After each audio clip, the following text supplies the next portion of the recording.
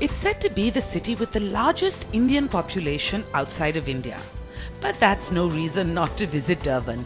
I'm kidding, it is an exciting city. With the incredible stretch they call the Golden Mile flanking it on one side and the endless roll of hills on the other. It's big city with just a little small town thrown in.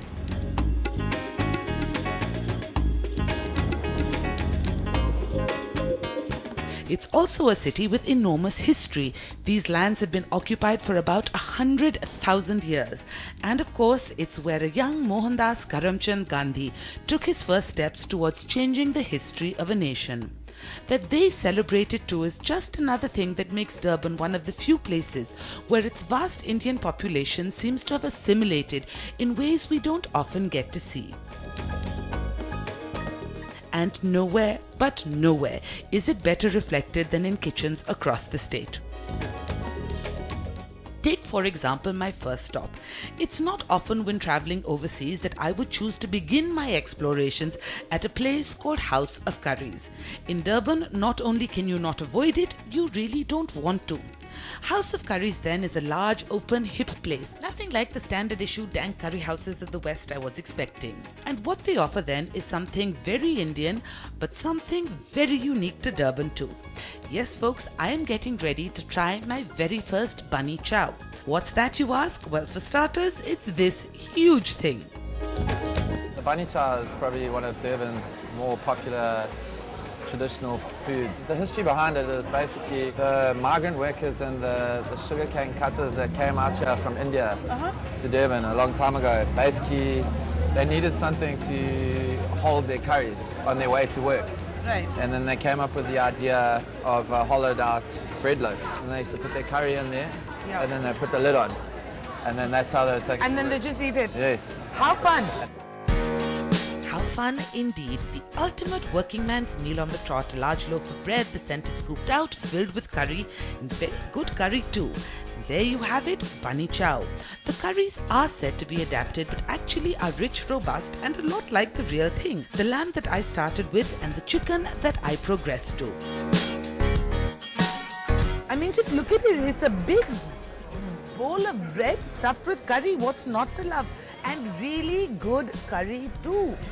You know, it's not some silly pale imitation. It's not some overdone, you know, tomato-laced bowl of excess. It's good curry. It's basically become adapted to Durban style curry. We're using Durban style spices, which are unique to Durban. And you can't even get them anywhere else around the country. Well, traditionally the bunnies, most people use mutton, but we've used lamb because it tends to be a much leaner meat. Yeah. And you don't get any fat or gristle in it. What's wrong with fat and gristle? You are speaking to an Indian. We love our fat and gristle. They also have this, chips chow, a plate that should be absolutely awful, composed as it is of chips, curry, prawn in this case, and cheese. Somehow though it's not. Maybe it's the air, maybe it's that I'm caught up in the moment, but shame on me, I found myself having first, seconds and thirds. And oh yes, the pickle plate is worth trying too, really. So yes, as you may have noticed, bunny chow's a hit, and if you find the name confusing, there's a theory as to where it comes from. And bunny comes from the Banya community. They were basically the ones who started the bunny chow.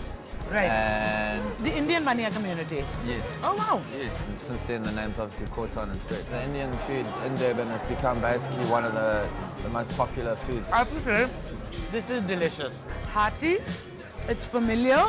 I'm glad you're enjoying it. Now the question is, now that the Indians have brought it here, why are none of them bringing it back to India? It is a good question. Sana? Actually, maybe it's something maybe I should look into. Well, I leave him to get right on that, and me, I'm off to do some more exploring.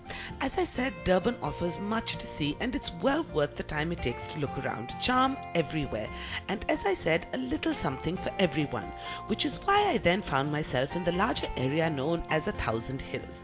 The reason for the name should be self-evident. In here sits the Phezulu Safari Park, where they have recreated a traditional Zulu village. Now granted, it's the kind of tourist trap I usually run from, but this, I was assured, offered a little more than its truly remarkable view. It's designed around an authentic Zulu village where we've got the chief's hut where it would be, but it is as close as you're going to get to the real experience. Do buildings like this still exist? This does still exist, even in the more western side. Yeah. They've always got a building of thatch in a round shape where they can speak to their ancestors. This is a traditional clan, the Gasa clan from this valley, who have been here for over 100 years. They're the ones working here, so they're the ones that designed this. Oh, wow. And exploring ways of life means, well, one more thing. Zulu is a place of experiences. Right. And the best thing to experience, I think, is our crocodile pot. You're never going to get a chance in your life again. A crocodile pot. Exactly. That is edible as opposed to swimmable. Exactly. This one won't bite you. Hopefully you're going to bite it. All right, excellent. So please make your way to the kitchen, to Lungi, and she will help you cook a crocodile pot. I'm cooking my own crocodile pot. My life is getting better every day. Crock pot, there you have it. That's the reason I'm here. And hello Lungi, what you got? I've got my pot, Okay. which is hot. So we start simple and straightforward, an open fire which just spells magic on its own. On top of it, the traditional cast iron vessel. More and more. Then in goes the oil, the onions, the garlic, the curry, the tomatoes, and then, well, our main ingredient. Okay, so in a string of first the Durban has served up. I move on to my latest course, which is crocodile stew. Yes, this is crocodile meat. Look at it. It's looks quite tender. Some of people, they said it look like a chicken. It does look a bit like chicken, but Yeah. fatty, very fatty Very, chicken. yeah. All right, so now this just goes in? Yes. Okay. Stir and then seal up, and it's time to leave the stew to, well, stew. While that was happening, I thought I'd check out the rest of the action, and plenty of action there is.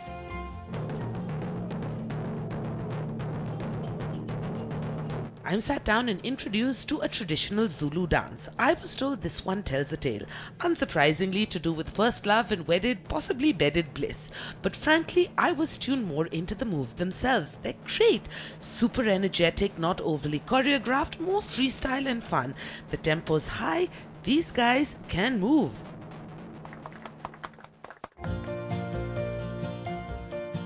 And so actually now should I. There's a hot pot filled with crock that's been calling my name. Hello. Hi. Is it all ready? Yes, it is. Ooh, nice. It looks good, smells better, now to taste. Okay, what is this? It's putu. Putu. Is this like semolina?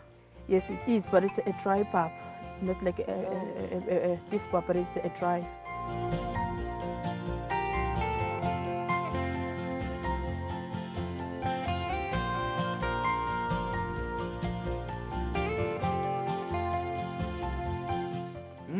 In case you hadn't cracked my devious code, means interesting. I'm trying to decide if it does taste like chicken. I'm not entirely convinced that it does, but I could understand that someone mistook it because, you know, it is a surprisingly gentle meat for a carnivore.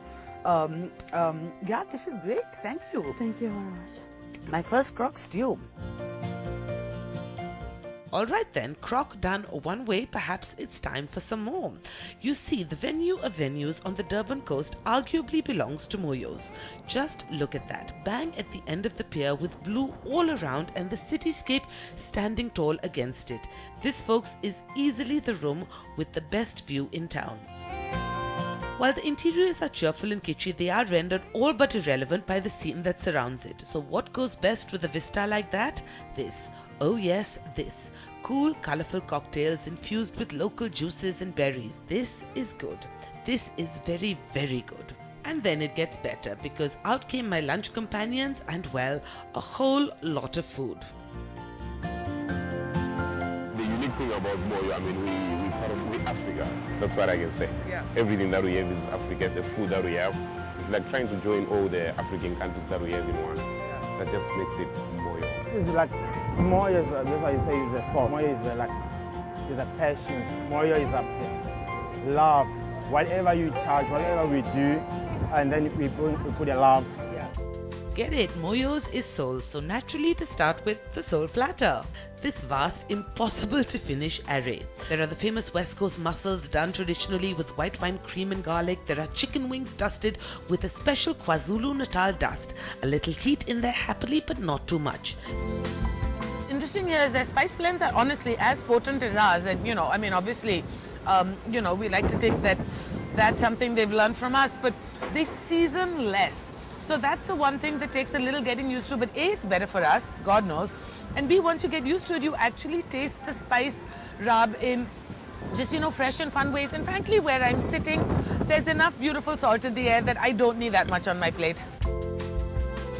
There is a surprisingly moist sweet potato kofta from Nigeria, best had with the chakalaka, a slightly sweet, slightly smoky, slightly spiced sauce with bell pepper as its base.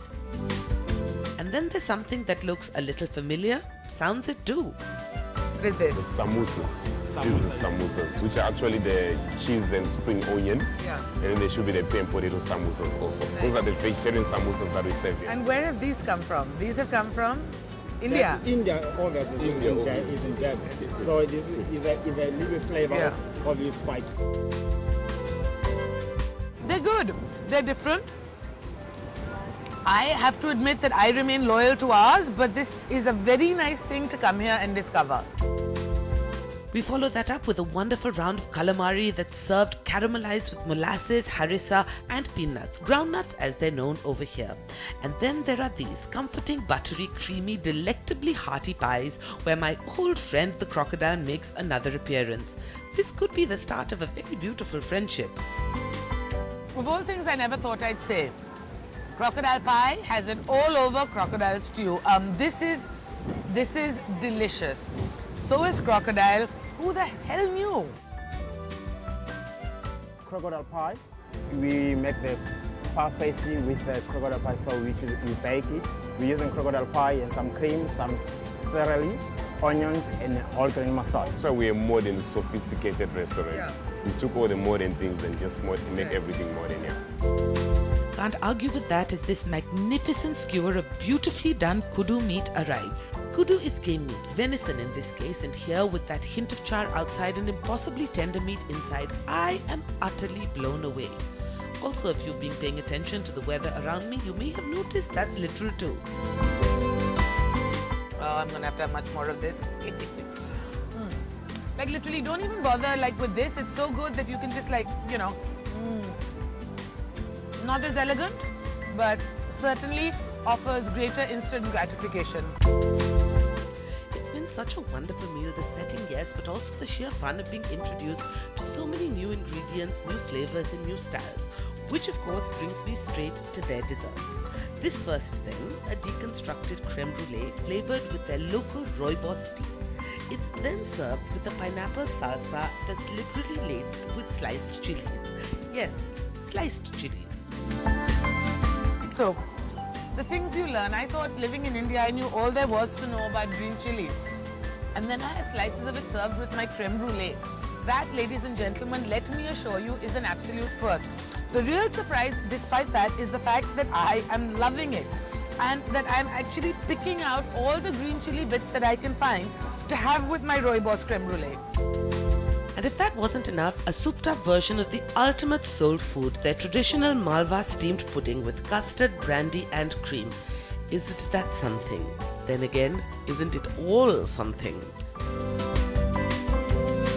It is, so I'm going to sit back, enjoy it, more as always after the break.